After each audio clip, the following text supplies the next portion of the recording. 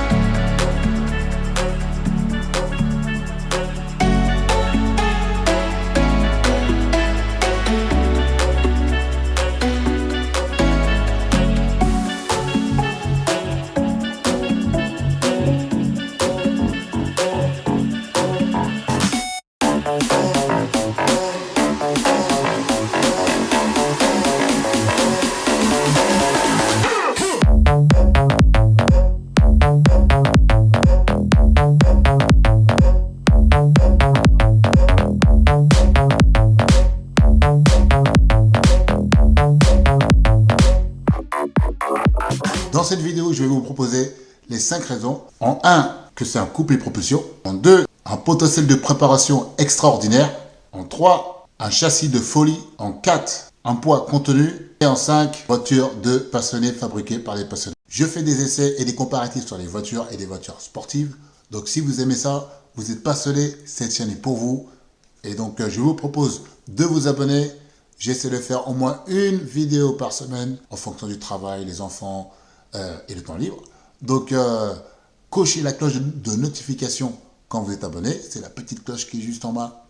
Comme ça, vous allez être notifié dès qu'une nouvelle vidéo sera sortie. Allez, on passe à la GT86.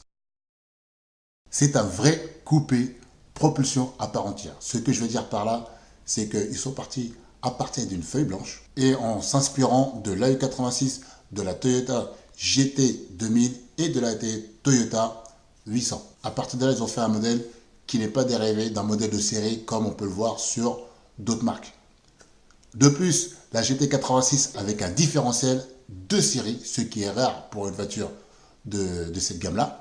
Les 350Z, les MX5 et même les BMW n'en ont pas, à part chez les BMW M, les motosport M3, M2, 1M, où obligatoirement ils mettent un différentiel à glissement limité. Ce qui permet d'avoir un coupé avec lequel on peut attaquer sur la route sinueuse si on veut déraper et pouvoir contrôler la glisse grâce au différentiel. Ça nous aide parce que sinon, sans le différentiel, dans les virages, on a la roue intérieure qui patine pour rien. Et donc, on perd du temps, on ne gagne pas en vitesse de sortie. Et donc, cette GT86 arrive déjà avec tout. C'est un gros atout pour une voiture sportive d'avoir sa plateforme dédiée et surtout propulsion. Potentiel de personnalisation. C'est très japonais, c'est très JDM comme on dit, Japanese Domestic Market. Les Japonais adorent personnaliser leur voiture à leur goût.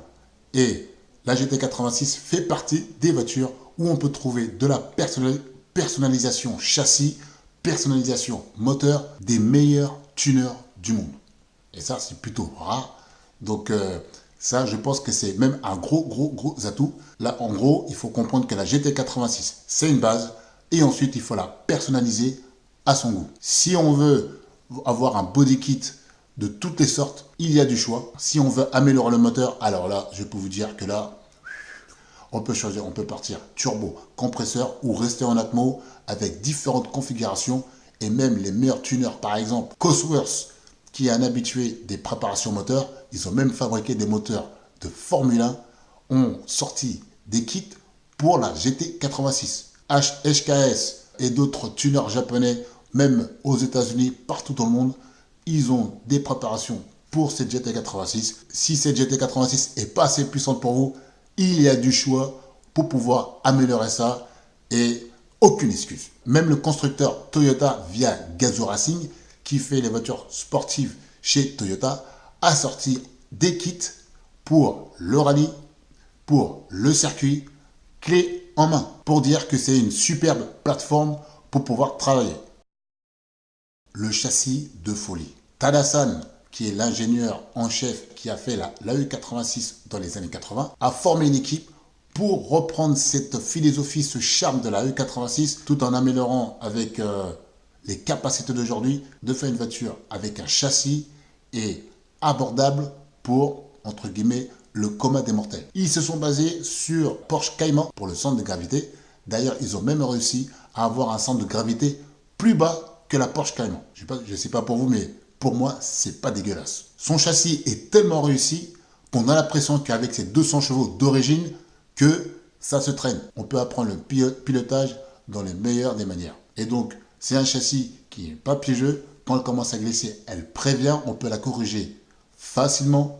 C'est ce qui fait un très très bon châssis. D'ailleurs, c'est même un excellent châssis. J'imagine même pas si elle était sortie avec 240, 250 chevaux, ça aurait été la voiture de la décennie. En plus, ce qu'ils ont réussi, c'est vraiment une voiture plaisir avec seulement 3 modes de pilotage. Un mode de pilotage avec les assistances, un autre un peu plus permissif qui permet de glisser un peu en rattrapant si on va trop loin. Et le troisième, celui que je préfère le plus, sans assistance pour les hommes, pour les vrais. Non, c'est une voiture qui est avec une puissance modeste, on peut tout débrancher et se faire plaisir et surtout apprendre à piloter avec les vraies notions de pilotage, c'est-à-dire mettre le poids vers l'avant, freiner vraiment avec les roues droites, ensuite garder le frein quand on commence à enclencher le virage, pour ensuite commencer à mettre le filet de gaz pour asseoir l'arrière, et quand on commence à débraquer, on commence à accélérer progressivement, et c'est là qu'on va vite avec une Hachiroku ou n'importe quelle propulsion. Comme on dit Keiichi Tsuchiya, le Drift King, celui qui a mis la E86, là on la connaît. Si vous êtes rapide avec une Hachiroku, vous serez rapide avec toutes les voitures. So, voilà, ça, si le Drift King le dit, c'est que c'est vrai. Mon ancien youtubeur préféré, Chris Harris, quand il l'avait essayé en 2012, il a surkiffé, comme il disait dans la vidéo. Ce n'est pas une Lamborghini, ce n'est pas une Ferrari, c'est une Toyota, mais qui donne la banane. Et ça, c'est le plus important. D'ailleurs, il disait même, je vais en acheter une, je vais en acheter une. Donc, si une personne comme Chris Harris, qui conduit des voitures de dingue tous les jours, c'est son métier depuis des années, et kiffe en conduisant la GT86 sur circuit, c'est que vraiment cette voiture a été réussie niveau châssis. Le poids contenu, de nos jours, 1200 kg, c'est rien du tout. Donc, ils ont réussi à faire une voiture avec toutes les dernières technologies, ABS, traction control, démarrage sans clé, ouverture sans clé, tout ça avec un poids contenu. Ce qui est vraiment très intéressant pour une voiture de nos jours. Quand on voit par exemple la Alpine A110 qui doit faire entre 1100 1200 kg en fonction des options, je trouve que c'est réussi. Si on prend la Alpha 4C qui, avec son châssis carbone, fait 900 kg, c'est plutôt entre 1000 et 1100 kg. Je pense que pour une voiture de ce prix-là, c'est assez correct. Même si un peu moins cher, ça aurait été encore mieux. Ça a été une préoccupation de l'équipe de Toyota d'avoir un poids contenu parce que ça offre plusieurs avantages. Moins besoin d'avoir un moteur puissant, on consomme moins de pneus, on consomme moins de plaquettes et donc moins de freins, et ça donne un super comportement routier. Par exemple, comme Lotus l'a compris depuis des années, light is right, comme la Lotus S1 que j'ai déjà fait sur ma vidéo, avec une voiture qui fait moins de 700 kg, juste 120 chevaux, donne des performances extraordinaires, de 0 à 100 à peu près dans les 6 secondes. C'est pas donné à n'importe quelle voiture, mais juste parce qu'elle est légère. Toyota a vraiment travaillé dur pour avoir une voiture avec un poids contenu, et je pense qu'ils ont réussi, surtout que si on enlève les sièges arrière, etc., on peut encore gagner. Et si quelqu'un veut faire une voiture vraiment spéciale, dédiée sur la piste, je pense que c'est une super plateforme à avoir et à personnaliser à son goût, bien sûr. Une voiture fabriquée par des passionnés pour des passionnés. Quand je dis ça, c'est que Tada-san a fait une équipe, pas par rapport aux marketeurs, par exemple de chez Toyota, qui allaient dire il faut faire une voiture sportive avec les meilleurs indicateurs qu'ils ont trouvés sur leur étude de marché. Là, rien de tout ça. Là, ils ont pris les passionnés, ce que les passionnés voulaient et ce que les passionnés aiment, une voiture propulsion avec un point contenu et un super bon équilibre. Et c'était le plus important. Et c'est ce qu'ils ont réussi à faire avec cette GT86 pour nous sortir ce modèle qui ressemble niveau dynamique à la U86. Et pour ça, je suis hyper content et fier d'avoir au moins essayé la GT86.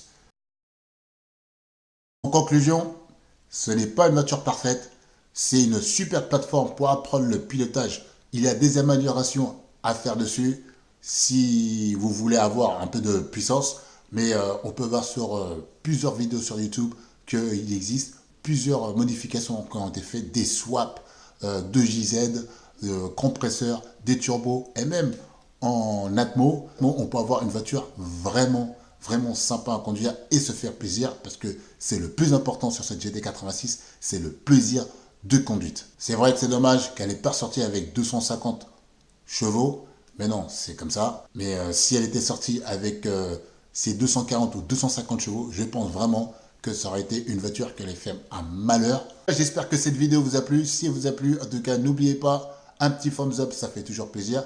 N'oubliez pas de commenter aussi si vous voulez rajouter quelque chose ou vous n'êtes pas d'accord avec moi.